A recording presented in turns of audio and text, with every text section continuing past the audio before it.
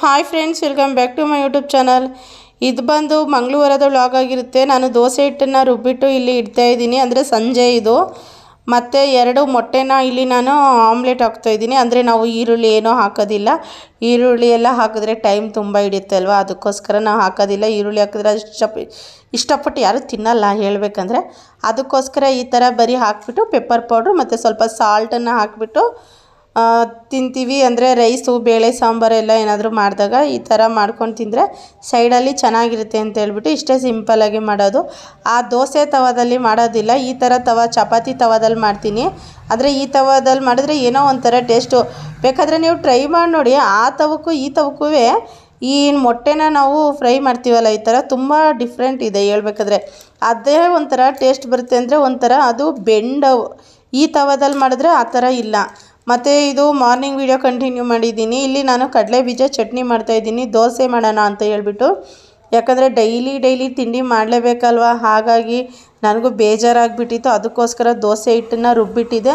ಅದೇನು ಸ್ವಲ್ಪ ಅಷ್ಟೊಂದೇನು ಉಕ್ಕಿರಲಿಲ್ಲ. ಅಂದರೆ ಇಡ್ಲಿಗಾದರೆ ಉಕ್ಕಿದ್ರೆ ಓಕೆ, ದೋಸೆಗೆ ಪರವಾಗಿಲ್ಲ ಅಂತ ಹೇಳ್ಬಿಟ್ಟು ನಾನಿಲ್ಲಿ ದೋಸೆ ಮಾಡ್ಕೊಳ್ಳೋಕ್ಕೆ ಅಂತ ಹೇಳ್ಬಿಟ್ಟು ಸ್ವಲ್ಪ ಉಪ್ಪನ್ನು ಹಾಕಿ ಬಿಡ್ತಾಯಿದ್ದೀನಿ. ಉಪ್ಪು ಹಾಕ್ಬಿಟ್ಟು ಒಂದು 10 ನಿಮಿಷ ಬಿಡ್ತೀವಿ, ಆಮೇಲೆ ನಾವು ದೋಸೆ ಮಾಡ್ತೀವಿ.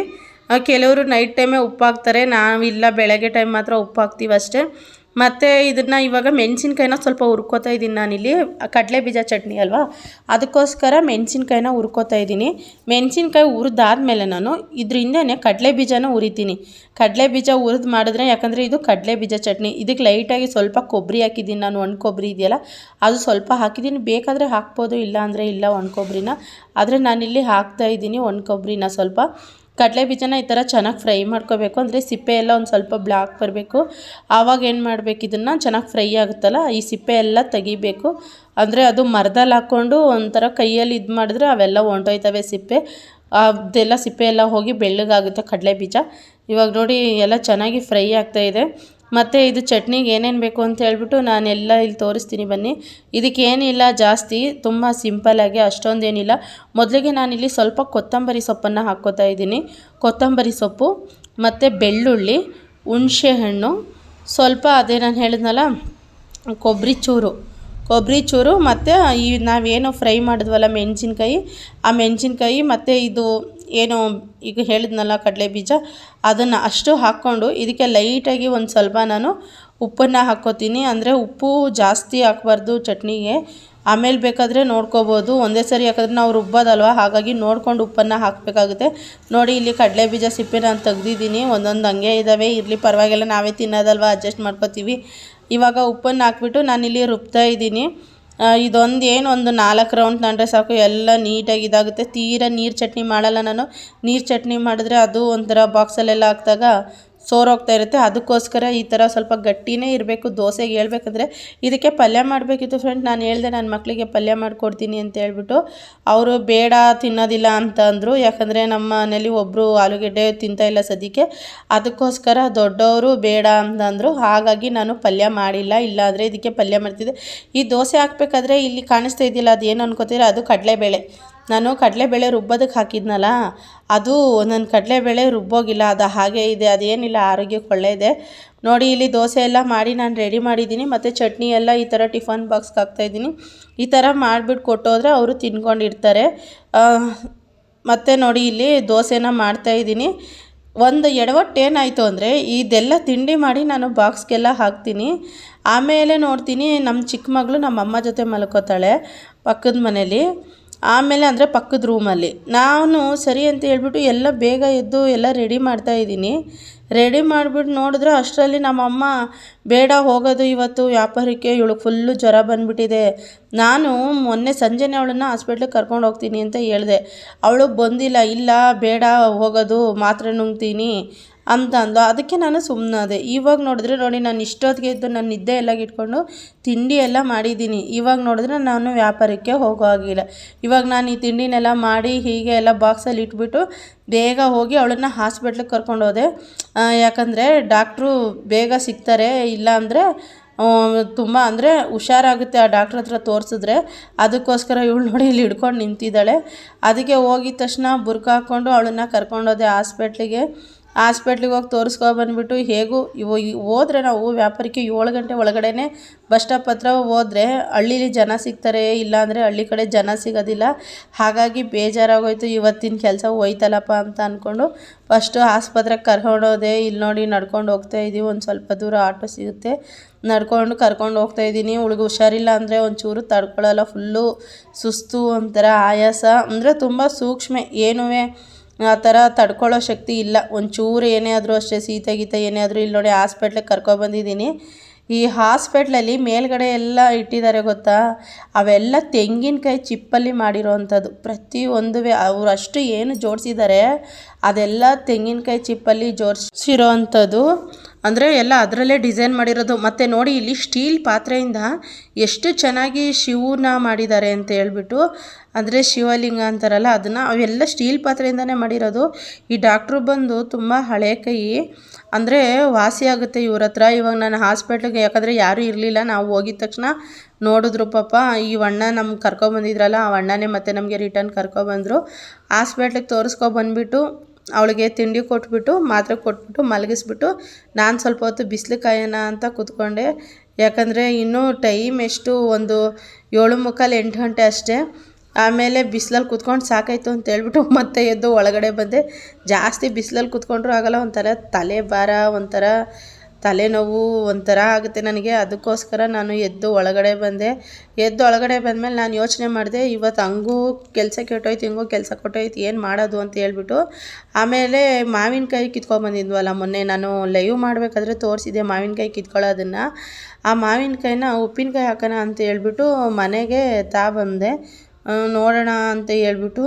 ಅದಕ್ಕೋಸ್ಕರ ಆಮೇಲೆ ಮನೆ ಕೆಲಸ ಎಲ್ಲ ಮುಗಿಸ್ಬಿಟ್ಟು ಇದು ಮಾಡಿದ್ರೆ ಆಯಿತು ಅಂತ ಹೇಳ್ಬಿಟ್ಟು ಇವಾಗ ನಾನೊಂದೆರಡು ದೋಸೆ ಮಾಡ್ತಾಯಿದ್ದೀನಿ. ಯಾಕಂದರೆ ಇದು ನನಗೆ ತಿನ್ನೋದಕ್ಕೆ, ಅದು ಅವ್ರಿಗೆ ಬಾಕ್ಸಲ್ಲಿ ಹಾಕ್ಕೊಟ್ನಲ್ಲ, ಅದಕ್ಕೋಸ್ಕರ ನಾನು ತಿನ್ನೋಣ ಅಂತ ಹೇಳ್ಬಿಟ್ಟು, ತಿಂಡಿ ತಿಂದ್ಬಿಟ್ಟು ಕೆಲಸ ಸ್ಟಾರ್ಟ್ ಮಾಡೋಣ ಅಂತ ಹೇಳ್ಬಿಟ್ಟು ನಾನಿಲ್ಲಿ ದೋಸೆನ ಮಾಡ್ತಾಯಿದ್ದೀನಿ.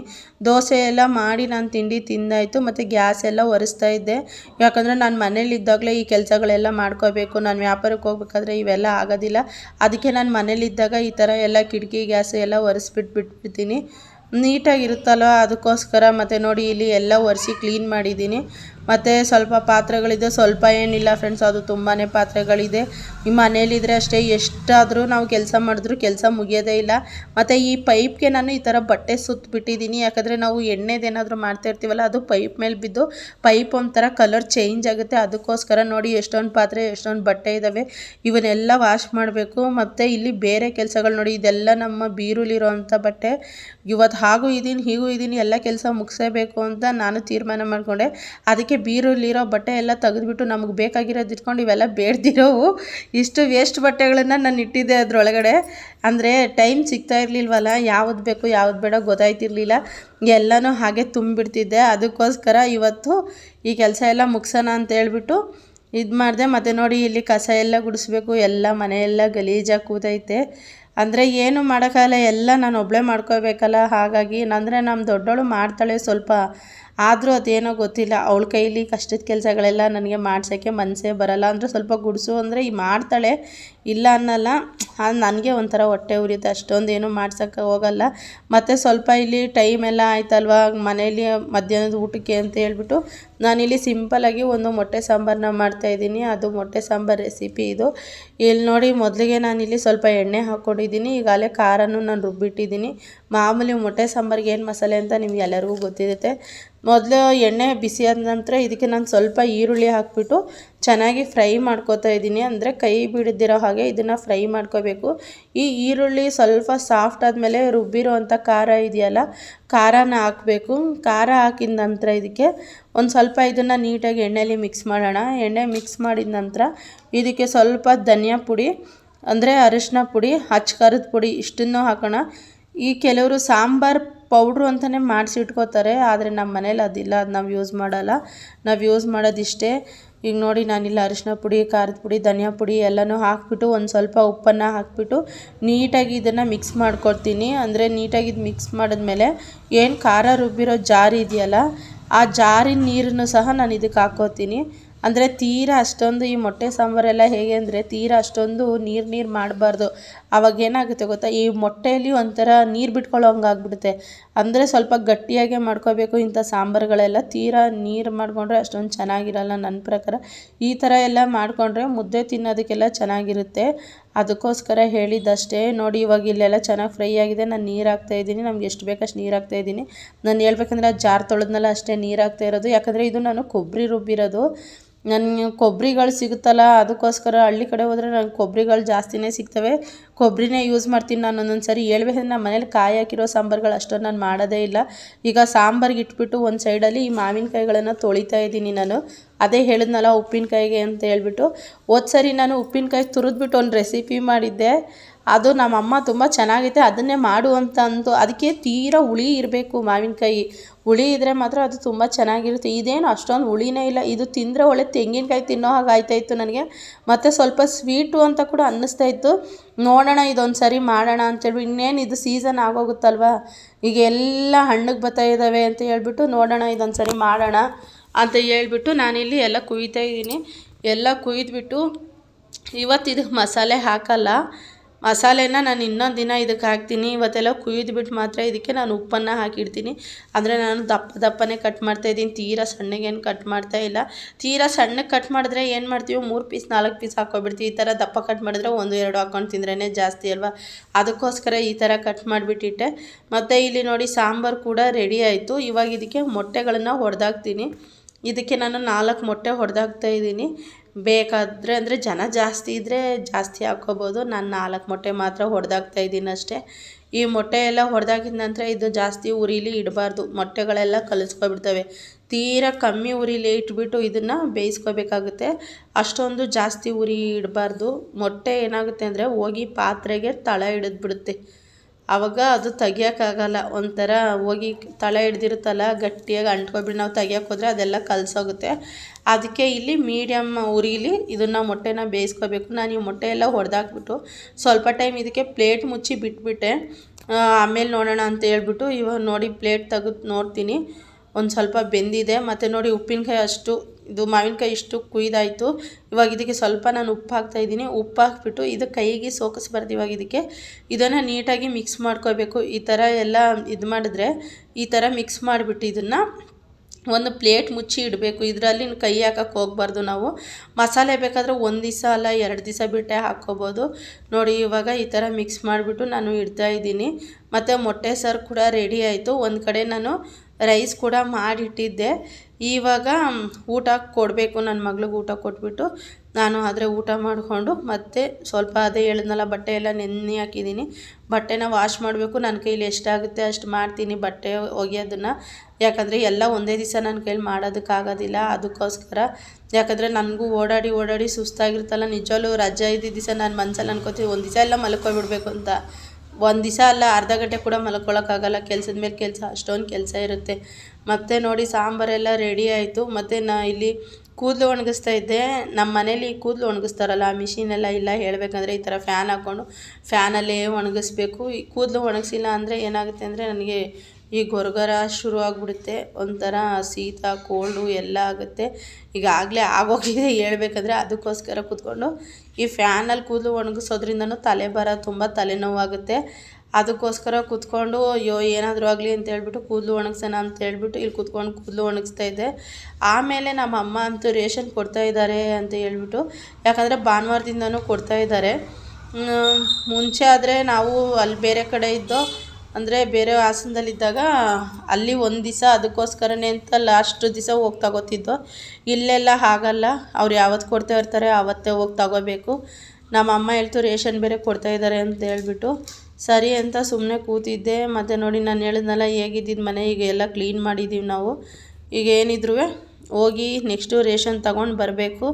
ಅದಕ್ಕೋಸ್ಕರ ಬುರ್ಕ ಹಾಕ್ಕೊಂಡೆ ನಾನು, ಹೋಗಿ ತಗೊಬಂದ್ಬಿಡೋಣ. ಮತ್ತು ಮನೆ ಫೋನ್ ಇದೆಯಲ್ಲ, ಆ ಮನೆ ಸಣ್ಣ ಫೋನ್ದು ನನ್ನ ಮಗಳು ಚಾರ್ಜ್ಗೆ ಹಾಕಿ ಪಿನ್ನೇ ಮುರಿದಾಕ್ಬಿಟ್ಟಿದ್ಲು ಫೋನಲ್ಲಿ. ಅದನ್ನು ರೆಡಿ ಮಾಡಿಸ್ಬೇಕಿತ್ತು. ಅದಕ್ಕೋಸ್ಕರ ನೋಡಿ ಹೋಗ್ಬಿಟ್ಟು ನಾನು ಆ ಕಡೆ ರೇಷನ್ನು ತಂದಂಗಾಯಿತು. ಇದು ನಮ್ಮದು ನಮ್ಮ ಅಮ್ಮದು ರೇಷನ್ನು ತಗೊಬಂದು, ಮತ್ತು ಆ ಮೊಬೈಲ್ ಕೂಡ ರೆಡಿ ಮಾಡಿಸ್ಕೊಬಂದೆ. ಹಾಗೆ ಸ್ವಲ್ಪ ಅಂದರೆ ಒಂದು ಅರ್ಧ kg ಚಿಕನ್ ತಗೊಬಂದು ಇನ್ನೇನು ಸಾಂಬಾರು ಮಾಡೋದು ಅಂತ ಹೇಳ್ಬಿಟ್ಟು ಅದಕ್ಕೋಸ್ಕರ ಅಂದರೆ ನಮ್ಮ ಓನರ್ ಮನೇಲಿ ದೇವರು ತಂದಿದ್ರಲ್ಲ, ಅದಕ್ಕೋಸ್ಕರ ನಾವು ಮಾಡಿರಲಿಲ್ಲ. ಯಾಕಂದರೆ ಅವ್ರು ನಮ್ಗೆ ಹೇಳಿದರು ಚಿಕನ್ ಏನು ಮಾಡಬೇಡಿ 1-2 ದಿನ ಅಂತ ಹೇಳ್ಬಿಟ್ಟು. ಅದಕ್ಕೆ ನಾವು ಭಾನುವಾರನೂ ತಂದಿಲ್ಲ, ಶುಕ್ರವಾರನೂ ತಂದಿಲ್ಲ. ಒಂದು ಅರ್ಧ kg ಮಾತ್ರ ತೊಗೊಬಂದು 1 ಟೈಮ್ಗೆ ಆಗೋ ಹಾಗೆ. ಮತ್ತು ನೋಡಿ ಸೂರ್ಯ ಮುಳುಗೋದನ್ನು ಎಷ್ಟು ಚೆನ್ನಾಗಿ ಕಾಣಿಸ್ತಾ ಇತ್ತು ಅಂದರೆ ಸುಮ್ಮನೆ ನಾನು ಅಲ್ಲೇ ಕೂತ್ಕೊಬಿಟ್ಟೆ. ಇದು ಎಷ್ಟು ಟೈಮು, ಒಂದು 6:30 6:45 ಟೈಮು. ಅದು ಫುಲ್ಲು ಮುಳುಗೋವರೆಗೂ ನಾನು ಆ ಜಾಗ ಬಿಟ್ಟು ಅಲ್ಲಾಡಿಲ್ಲ. ನೋಡೋಣ ಅಂತಲೇ ಕೂತ್ಕೊಬಿಟ್ಟೆ ಹೇಳ್ಬೇಕಂದ್ರೆ. ಅದು ನೋಡಿ ನಿಜವಾಗ್ಲೂ ಎಷ್ಟು ಚೆನ್ನಾಗಿ ಕಾಣಿಸ್ತಾ ಇದೆ ಅಂತ ಹೇಳ್ಬಿಟ್ಟು, ಅದು ಮುಳುಗೋದು ನೋಡಿ ಹೇಗೆ ಕಾಣಿಸ್ತಾ ಇದೆ ಅಂತ ಹೇಳ್ಬಿಟ್ಟು, ಅದಕ್ಕೆ ನಾನು ಅದನ್ನು ನೋಡ್ಕೊಂಡು ಅಲ್ಲೇ ಕೂತಿದ್ದ ಜಾಗದಲ್ಲೇ ಕೂತ್ಕೊಬಿಟ್ಟೆ. ಅಡುಗೆ ಆಮೇಲೆ ಮಾಡಿದ್ರೆ ಆಯಿತು ಅಂತ ಹೇಳ್ಬಿಟ್ಟು. ಕೊನೆಗೆ ಸೂರ್ಯನೂ ಮುಳುಗ್ತು. ಆಮೇಲೆ ಎದ್ದು ಒಳಗಡೆ ಹೋದೆ ನಾನು. ಅಂದರೆ ಒಳಗಡೆ ಏನಾದರೂ ಸಣ್ಣ ಪುಟ್ಟ ಕೆಲಸ ಇದ್ದರೆ ಮಾಡೋಣ ಅಂತ ಹೇಳ್ಬಿಟ್ಟು ಹೋದೆ. ಅಲ್ಲೇನು ಅಷ್ಟೊಂದು ಕೆಲಸ ಇರಲಿಲ್ಲ. ಹೋಗಿ ಸ್ವಲ್ಪ ಹೊತ್ತು ಸುಮ್ಮನೆ ಮಲ್ಕೊಂಡೆ ನನ್ನ ಮಗಳ ಜೊತೆ.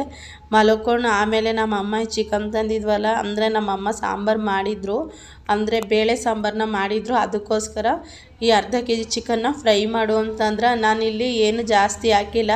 ಒಂದು ಸ್ವಲ್ಪ ಇದಕ್ಕೆ ಮಸಾಲೆ ಹಾಕ್ಬಿಟ್ಟು ಫ್ರೈ ಮಾಡೋಕ್ಕೆ ಇಟ್ಟಿದ್ದೆ. ಇದಾಗಿತ್ತು ಇವತ್ತಿನ ವಿಡಿಯೋ. ಇನ್ನು ಊಟ ಮಾಡಿ ಮಲಗಿದಷ್ಟೇ. ಯಾರಾದರೂ ಫಸ್ಟ್ ಟೈಮ್ ನನ್ನ ಚಾನಲ್ ನೋಡ್ತಾಯಿದ್ರೆ ಪ್ಲೀಸ್ ಸಬ್ಸ್ಕ್ರೈಬ್ ಮಾಡ್ಕೊಂಡು ಸಪೋರ್ಟ್ ಮಾಡಿ ಫ್ರೆಂಡ್ಸ್. ವಿಡಿಯೋ ನೋಡಿದ್ದಕ್ಕೆ ಧನ್ಯವಾದಗಳು.